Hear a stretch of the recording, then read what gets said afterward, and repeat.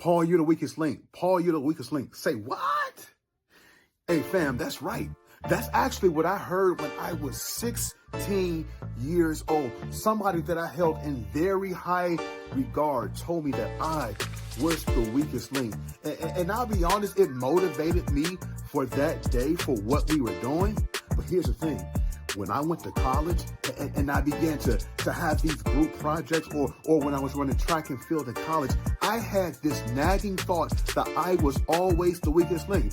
Then when I got to my work career, whether it was in sales or when I got back in education or even back in my fundraising days, I had that same nagging thought that I was the weakest link. Now here's the thing. That was an absolute lie. It was used to motivate me on that day, but that lingering thought ended up being a lie that I accepted. And I had to learn the actual truth about myself, that I'm not the weakest link, but I'm actually a connecting chain, or I'm a strong link in a strong chain, right? I'm actually an asset and I'm not a liability. I'm not a liability to anybody's team, but I'm actually an asset. And I had to say those things to myself day after day and repeat those things to myself. And you see, I had to learn that I was a blessing, right?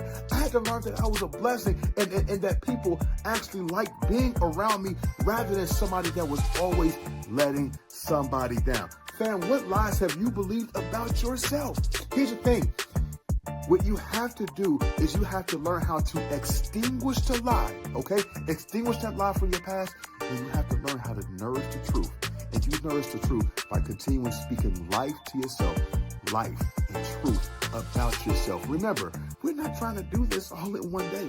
We're simply doing this one day at a time. So today, speak life to yourself. I'll see you later.